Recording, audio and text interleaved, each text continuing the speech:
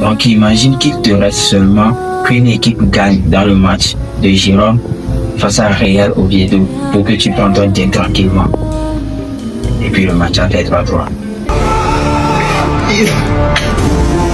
Moi, en Paris sportif, j'ai souvent l'habitude de dire que personne ne maîtrise ce système.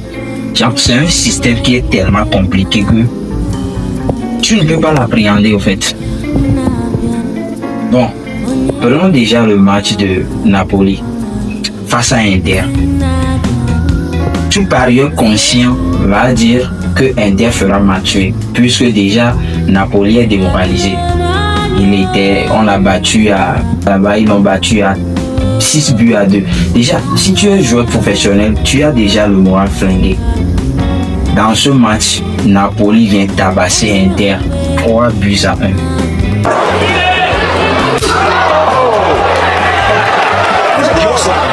Le vrai sujet maintenant, c'est Chelsea. Je prends un match de Chelsea à 14h, ou bien c'était à 14h. Tu dis, bon, le match là, c'est tranquille pour Chelsea. Chelsea est tellement en forme. Les petits là sont venus de la D2. Non, ils ne peuvent rien face au grand Chelsea. Et 1 but à 0. Ils sont allés à la mi-temps pour revenir.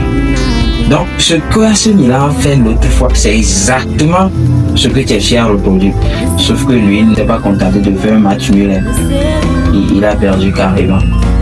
Vous allez me dire que le match de City face à Aston Villa, quand tu mets 1,50 dans ce match, c'est faux. Donc, on doit mettre une victoire au nul à Aston Villa, c'est ça? Le match, il a forcément que vous allez mettre 1,50 dans ce match. Mais ça là, non, c'est pas passé. On nous a carrément dit que c'est Aston Villa qui a mené le match du début jusqu'à la fin. Un seul but. Je te jure que si tu es un parieur là, à la mi-temps, tu vas mettre un but de City. Ou carrément, tu vas remettre les deux éléments laqués.